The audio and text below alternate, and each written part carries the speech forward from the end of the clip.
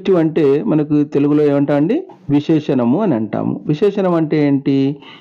నామవాచకము లేదా సర్వనామం యొక్క ప్రత్యేకతను తెలియజేసేది. మనం దీన్ని ఇంగ్లీష్లో డెఫినేషన్ కనుక చెప్పుకున్నట్లయితే, an adjective is a word which qualifies a noun or pronoun అని చెప్పుకోవచ్చు.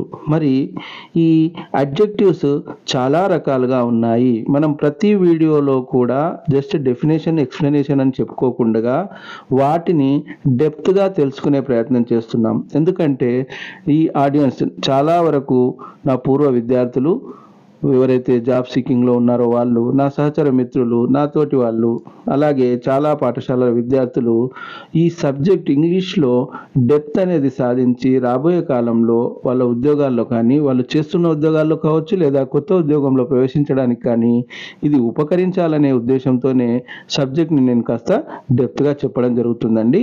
మరి ఇక్కడ ఈ అడ్జెక్టివ్లో ముందుగా రుచికి సంబంధించినమైన కొన్ని ఉంటాయి. రుచికి, టేస్ట్కి సంబంధించినవి చూడండి. For example sweet, bitter, gingery, yummy, delicious, spicy, sour, pickled, minty, salty, tasty, fruity, lemon flavoured, tangy, bland. చూడండి, ఇక్కడ వీటిని మనం చెప్పుకున్నట్లయితే ఇవి ఒక నౌన్ ఉంది, that is a sweet mango. అది ఒక తీయని మామిడి పండు. మామిడి పండు అనేది ఇక్కడ నామవాచకం అయితే, స్వీట్ అనేది దాని రుచిని తెలియజేస్తుంది. అది దాని అడ్జెక్టివ్ అవుతుందండి. అంటే మ్యాంగో అనేది నౌన్ అయితే, స్వీట్ అనేది అడ్జెక్టివ్ అవుతుంది. మరి అలాగే bitter gourd is bitter in taste. కాకరకాయ రుచికి చేదుగా ఉంటుంది. చేదు అనేది దాని లక్షణం. దేని లక్షణము? కాకరకాయ. కాకరకాయ అనేది నౌన్. బిట్టర్ అనేది ఇక్కడ ఏమవుతుంది? అడ్జెక్టివ్ అవుతుంది. జింజరీ అల్లం టేస్ట్లో ఉండేది. యమ్మీ రుచికరమైన. డిలీషియస్ ఇది కూడా, యమ్మీ అంటే నోరూరించే, డిలీషియస్ అంటే రుచికరమైన. స్పైసీ మసాలాలతో కూడినటువంటిది. సోర్ పుల్లనైన. పిక్కిల్డ్ ఊరగాయ లాంటి టేస్ట్ని ఇచ్చేది. మింటీ పుదీనా. మింట్ అంటే ఏంటంటే పుదీనా. పుదీనా లాంటి టేస్ట్ ఇచ్చేది. సాల్టీ ఉప్పగా ఉండడము. టేస్టీ రుచిగా ఉండడము. ఫ్రూటీ అంటే రసమయంగా ఉండడము. లెమన్ ఫ్లేవర్డ్ నిమ్మకాయ పులుపులో ఉండడము. ట్యాంజీ ఇక్కడ చూడండి, మనకు అడ్వర్టైజ్ వస్తుంటుంది, నాలుకను లబలబలాడిస్తుంది అంటారు చూడండి, అది నాలుకను నోటుని ఊదించేటటువంటిది. బ్లాండ్ కరకరలాడేది. ఇవన్నీ కూడా రుచికి సంబంధించినటువంటి అడ్జెక్టివ్స్. మరి నెక్స్ట్ చూడండి, శబ్దానికి సంబంధించినటువంటి అడ్జెక్టివ్స్ ఉన్నాయండి. ఈ వర్డ్స్ అన్ని శబ్దాన్ని క్వాలిఫై చేస్తున్నాయి, శబ్దానికి సంబంధించిన వాటిని క్వాలిఫై చేస్తాయి. చూడండి ఇక్కడ hissing, he is making a hissing voice. చూడండి ఇక్కడ ఏమంటున్నాం, హిస్సింగ్ అంటే ఏంటి? బుస కొట్టడము, బుస లాంటి శబ్దము. బుస శబ్దం ఎలా వస్తుందండి? ఐడియా ఉంది కదా, అంటుంది కదా, అది బుస కొట్టడం. లౌడ్ అంటే ఏంటి? బిగ్గరగా. సైలెంట్ నిశ్శబ్దంగా. థండరింగ్ అంటే ఏంటండి? థండరింగ్ బోల్డ్ అంటుంటాం. పిడుగుపాటు అంటే పిడుగుపడ్డప్పుడు ఎలాంటి శబ్దం వస్తుందో దాన్ని మనము ఉరుముల చప్పుడు, ఉరమడం. మెలోడిక్ శ్రావ్యమైన. మోర్నింగ్ బాధించడం, కన్నా మనము దుఃఖిస్తుంటారు చూడండి నిశ్శబ్దంగా, అది. Whispering గుసగుసలాడడం.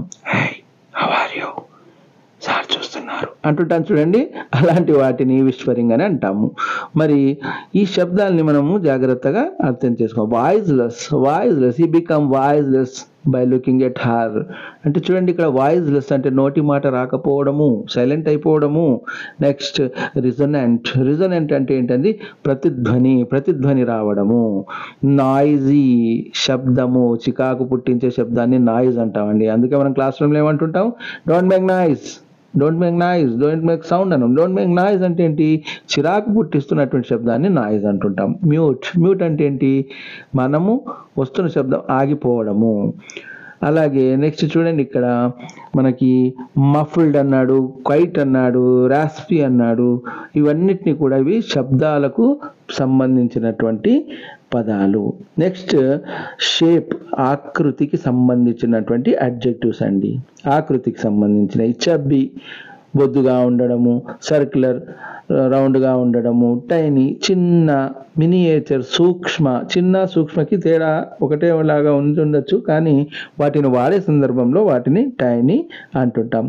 Flat, short, narrow, long, straight, round, small, tall, oval, curved, wide.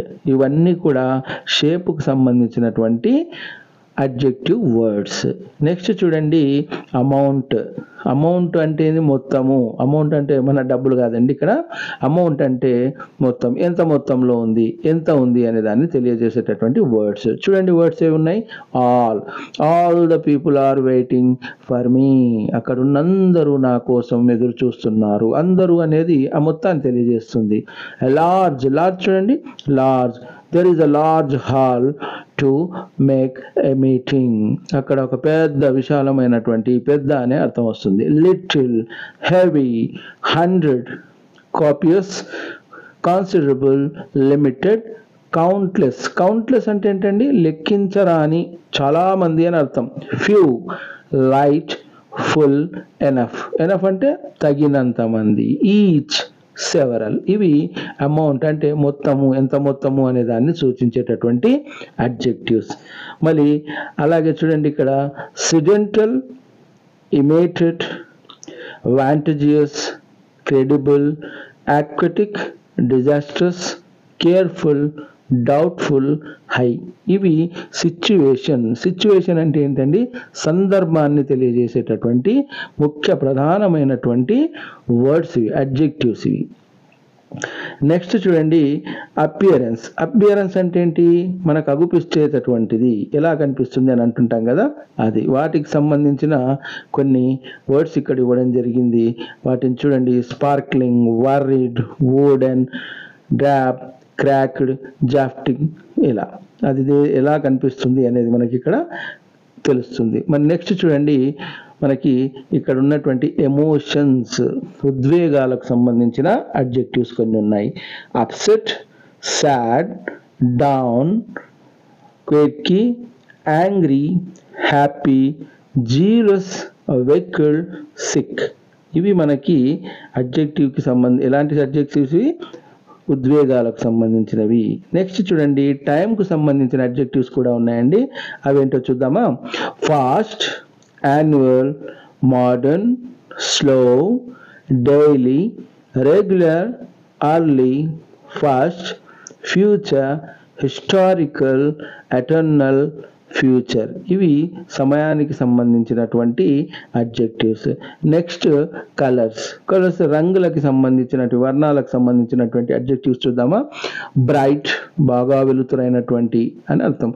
Dull, reddish, multi coloured, pinkish, drop, silver, azure, rosy. ఇలా మనము రకరకాలుగా చెప్పవచ్చు. ఈ రంగుల గురించి మనం ఎగ్జాంపుల్ చెప్పుకోవచ్చు. మరి విన్నారు కదండి, ఇది మనకు ఇక్కడ ఉన్నటువంటి అడ్జెక్టివ్కి సంబంధించినటువంటి వీడియో. మన నెక్స్ట్ వీడియో ప్రిపోజిషన్స్ గురించి ఉంటుంది. What is preposition, how to use, where to use, which preposition, ఎక్కడెక్కడ ఏ ప్రిపోజిషన్స్ మనం వాడాలి అనే దానికి సంబంధించి మన నెక్స్ట్ వీడియో రాబోతుంది. So like, comment, share, subscribe my channel, Roshan's English Word. Thank you for watching. Goodbye.